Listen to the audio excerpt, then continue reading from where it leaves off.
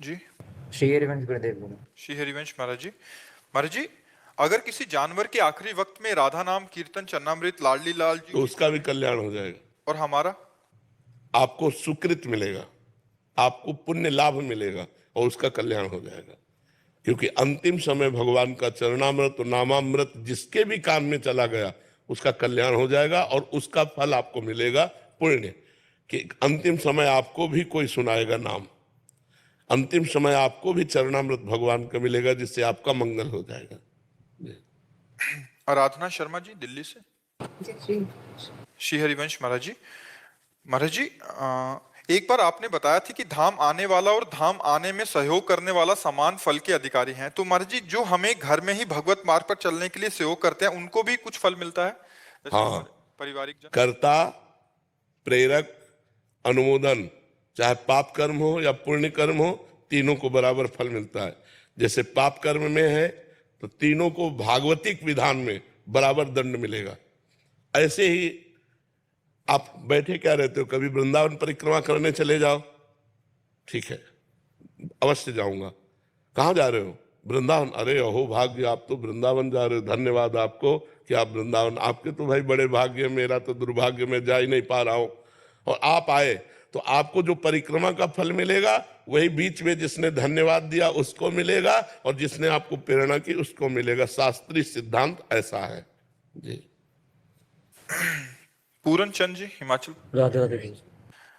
महाराज जी, आपको सुनना शुरू किया, उससे पहले कहीं और सुनता था, कहीं और, तब गंदे विचार बहुत कम परिवर्तन हुए थे, बट आपको सुनना शुरू किया तो बहुत अंदर से सारे विकार जाते रहे, ज्यादा ज्ञान बढ़ता जा रहा है आपकी सत्संग उपदेश से। क्या ये सब भगवान की ही रचा हुआ होता है? जैसे कि खास सत्संग संत के उपदेश को सुनकर उद्धार होता है जैसे किसी का, तो ये भगवान का रचा हुआ होता है या खुद से ही, मतलब कृपा हुई इन पे कि आपका सत्संग सुनने? हाँ, बेनु बेनु हरि कृपा मिले नहीं संता। पर परिवर्तन तभी होता है, जबान से परिवर्तन नहीं होता। यदि हम खुद गंदे हैं और तुम्हें अच्छे का उपदेश करें तो कभी परिवर्तन नहीं होगा। जो हमारे अंदर है वही तुम्हारे अंदर प्रभाव डालेगा। अगर हमारे अंदर नहीं, हम केवल प्रवचन करें तो वो प्रभाव नहीं पड़ेगा, मनोरंजन पड़ेगा, तालियां मले पीट के चले जाओ। जब हम सच्चाई से चलेंगे, जब हम जो अपने आचरणों को सुधार रहे हैं, हम जो भगवान से प्रीति कर रहे हैं, अब बोलेंगे तो प्रभाव तुम्हारे दिमाग में बैठ जाएगा और तुम्हारा परिवर्तन कर देगा। तो भगवान जब द्रवित होते हैं तो वो अपने जनों का संग देते हैं। जब द्रवहि दीन दयालु राघो तो साधु संगति पाइए। जब भगवान कृपा करते हैं तो संतों का संग मिलता है, और जब संतों का संग मिलता है तब जीवन का रंग बदल जाता है। यही है संत संग का परिणाम। यदि हमारा जीवन परिवर्तित नहीं हुआ तो सत्संग क्या? सत्संग के लिए कहा है, तात स्वर्ग अपवर्ग सुख धरी तुला एक अंग, तूलन ताहि सकल मिल जो सुख लव सत्संग। स्वर्ग के सुख और मोक्ष के सुख को भी सत्संग के आगे लघु कर दिया। तो क्या सत्संग? जो हमारे नीच कर्मों से हमको उबार करके अच्छे कर्मों में लगाकर भगवान से प्रीति करा दी, उसी का नाम सत्संग है। यदि प्रवचनकर्ता का उद्देश्य रुपया है, प्रवचनकर्ता का उद्देश्य मान बढ़ाई है, प्रवचनकर्ता का उद्देश्य भोग है, तो वही उद्देश्य तो आप लोगों के भी है। रुपया मिले, भोग सामग्री मिले, मान बढ़ाई मिले, तो दोनों तो एक जैसे हो, तो परिवर्तन कैसे होगा? परिवर्तन तब होगा जब एक का उद्देश्य हो भगवान, और उसके वचन से जब हम सुनेंगे तो हमारा परिवर्तन हो जाएगा। भले उसमें शास्त्रीय शब्द न हो, भले ग्रामीण शब्द हो, सहज शब्दों में बोल दे तो तुम्हारा कल्याण हो जाएगा, क्योंकि वो सच्चाई से भजन मार्ग में चल रहा है, वो भगवान का निज जन है, तो उसका प्रभाव पड़ेगा। दीपू भगत जी। राधे राधे गुरु जी। महाराज जी, आपके सत्संग को सुन के मांस मछली शराब मैंने छोड़ दिया। महाराज जी, गुरु जी, मेरे मन में एक विचार काफी समय से चला आ रहा है कि आप कहते हैं कि अतिथि देवो भव। मेरे घर पर अभी जो भी अतिथि आते हैं वो सभी मांस मछली का सेवन करते हैं और मैं उनको शाकाहारी खिलाता हूँ। तो महाराज जी, वो गुस्सा होकर जाएं तो इनका कहना है कि और गुस्सा हो जाए, एक बीता और गुस्सा हो जाए। हाँ, नहीं, हमको हम जो पाते हैं वही पवाएंगे, अगर तुम जो पाते हो हम नहीं पवा पाएंगे। सबको छोड़ दिए हमने, आप एक ही लक्ष्य है, राधा रानी को प्राप्त करना। बिल्कुल, हाँ बिल्कुल। गंदा आहार किसी को नहीं पवाएंगे, और रिश्तेदार बने रहे चाहे ना बने रहे, आप इसकी चिंता ना करो। कलिकाल है, अब प्रायः गंदगी ही बढ़ती चली जा रही है। कोई ये सात्विक आहार पसंद नहीं करता, दाल रोटी, और सब गंदे आहार की तरफ वृत्ति जा रहे, तो आप गंदे मत बनो, आप स्वयं पवित्र रहो और जो आए उनको पवित्र पवाओ, मन आवे तो पाओ, ना आवे तो आप चले जाओ। गुरुजी अगर नहीं पाके जाए तो मेरा कुछ नहीं नहीं, कोई उसमें अपराध नहीं, उत्तम मार्ग है, उत्तम बात है। कोई गलत आचरण करे तो उसको गलत आचरण करवावे तभी वो खुश रहेगा, ऐसा नहीं है।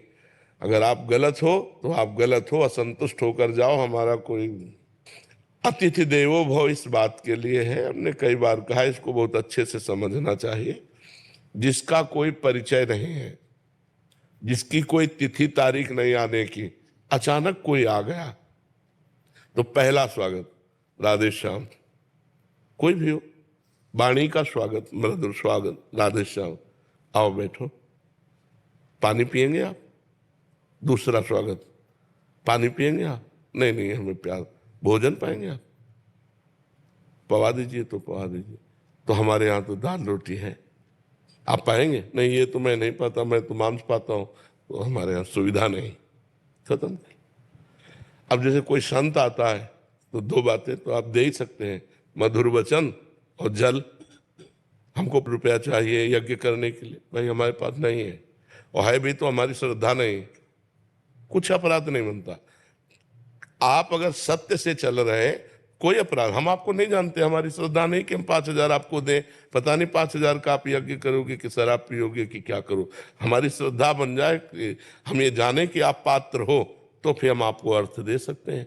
तो ये हम प्रवचन क्यों करें, हम तो सीधी बात है, दो का स्वागत किया, वचन और जल, तीसरा भोजन हमारे अनुसार, चौथा अर्थ श्रद्धा के अनुसार। अगर हमारी श्रद्धा है तो हम देंगे, हमारी श्रद्धा नहीं तो नहीं देंगे। बिल्कुल नहीं डरना चाहिए, कोई अपराध नहीं लगता। महाराज जी, इसमें एक प्रश्न, जैसे आपने बोला कि वो 5,000 मांगे तो नहीं देना चाहिए, महाराज जी अगर वो कहे कि मेरे को भगवान प्रेरणा कर रहे हैं, अंदर से श्री जी प्रेरणा कर रहे हैं, तो हमारे अंदर पत्थर बैठा है क्या? वो भी वही, हमारे अंदर भी तो भगवान बैठा, वो प्रेरणा ही नहीं कर रहा। तुम्हारे अंदर प्रेरणा कर रहा, तुमने मांग लिया, हमारे अंदर प्रेरणा कर रहा है कि नहीं देना, तो मैं नहीं दे रहा हूँ। जब मेरे अंदर प्रेरणा करेगा दो तो मैं दे दूंगा। तुम्हारे अंदर भगवान, तो हमारे अंदर पत्थर थोड़ी बैठा है, वही भगवान ही तो बैठा है। दबना नहीं चाहिए। धर्म में कहीं भी झुकने वाली इस तरह की प्रवृत्ति नहीं। मान लो कोई ऐसा भी कह दे कि तो अगर रुपया नहीं दोगे तो तुम्हारे घर में हानि हो जाएगी, बिल्कुल नहीं डरना चाहिए, ऐसे पाखंड से नहीं डरना चाहिए। कुछ नहीं, जो रुपया पैसे का गुलाम होता है वो साधु नहीं होता।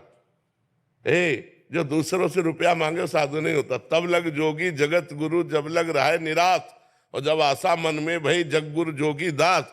भगवान का दास बन करके साधु वेश रख कर रुपया मांगे घूमे, वो लक्ष्मी महारानी का दास हो सकता था, नारायण का दास नहीं हो सकता। तो हमको माया के दास से डरने की जरूरत नहीं है, हाँ भगवान के दास से डरने की जरूरत है।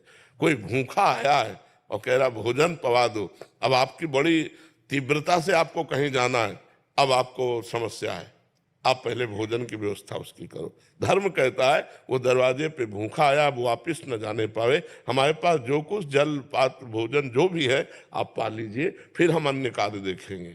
उस समय अवहेलना न करें कि हम लोग पार्टी के लिए जा रहे हैं, घूमने जा रहे हैं, और कोई अतिथि कोई साधु महात्मा भोजन की याचना करे तो तत्काल व्यवस्था की, जैसे भी बने। मान लो बाजार में हो आप, तो मीठा और फल आदि खरीद करके आप पा लीजिए। भले वो अपनी औषधि के लिए पैसा है तो हम बीमारी का कष्ट सह लेंगे, आप भोजन पा लीजिए, ये धर्म कहता है ऐसा। नीतीश जी। राधा राधा। गुरुदेव भगवान, यदि कोई साधक ऐसे घर में जन्मा हो जहां मांस मदिरा गुटखा तमोगुण प्रवृत्तियां सामान्य जीवन का हिस्सा हो और वह बालक भगवत प्रेम की ओर चलना चाहता हो, तो शुद्ध भक्ति रक्षा कैसे करे? क्या ऐसे वातावरण में क्या प्रहलाद जी हिरण्यकश्यप जैसे दैत्य के घर में जन्मे थे, उनकी भक्ति का बाल बांका हुआ क्या? यदि अपनी निष्ठा है तो कहीं कोई हमें परास्त नहीं कर सकता। घर क्या है, समाज क्या है, हमारी निष्ठा है। प्रहलाद जी पिताश्री कह के साष्टांग दंडवत करते थे हिरण्यकश्यप को, और जिस दिन देखा कि भगवान का विरोध करने वाला पिता है तो दैत्यराज करके संबोधन किया, दैत्यराज करके। उन्होंने पूछा तेरी बुद्धि ऐसे कैसे बदल गई? प्रहलाद जी उनका पढ़ाने लिखाने से नहीं, वैसाम मतिस्तावद रुक्रमांगिम इस पर सत्या अनर्थाप गमो यदर्था मही असाम पाद रजोभिषेकम निष्किंचना नाम न वृणीत्यावत। अरे दैत्यराज, ऐसे संबोधन किया। ये किसी के समझाने से बुद्धि नहीं बदलती, ये जब महापुरुषों का संग होता है, उनकी चरण रज, तब जैसी हमारी निष्ठा है ऐसी भगवान श्री हरि में निष्ठा होती। तो क्या माता हो, पिता हो, परिवार का सदस्य हो, अधार्मिक कृत्यों में संलग्न हो और मुझे पता है अधर्म है, तो मैं उसका साथ दूंगा? नहीं दूंगा।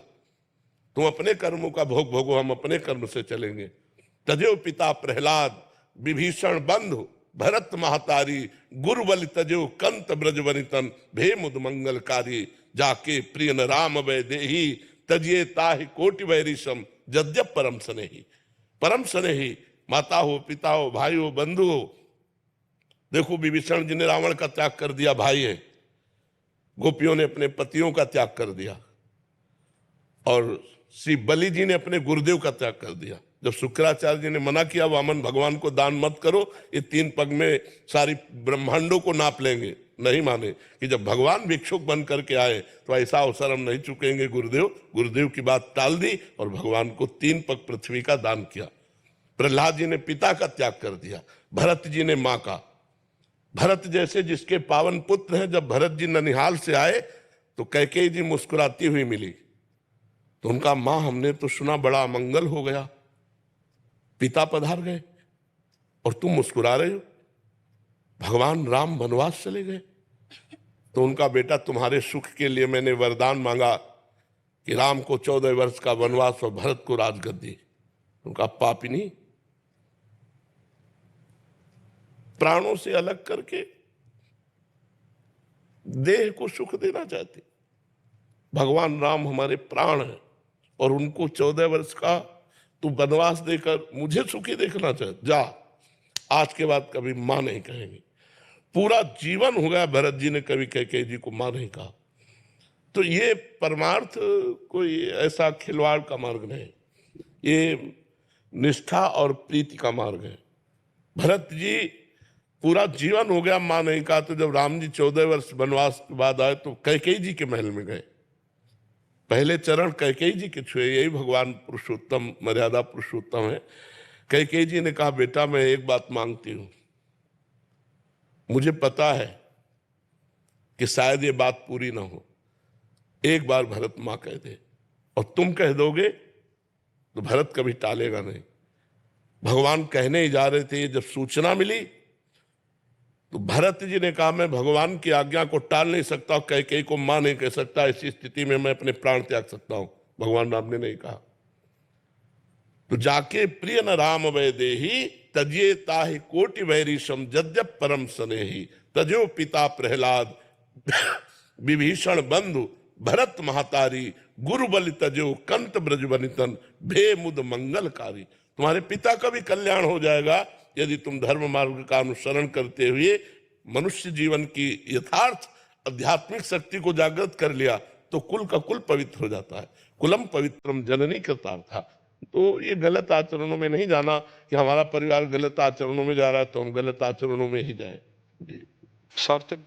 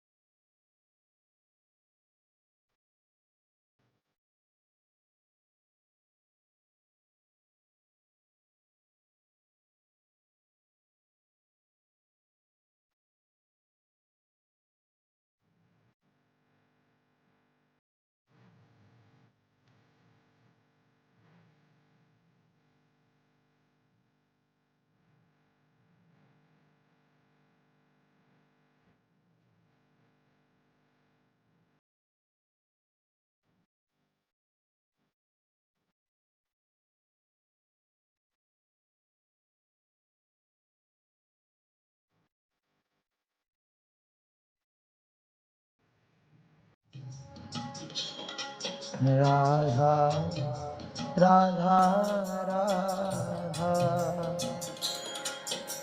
राधा राधा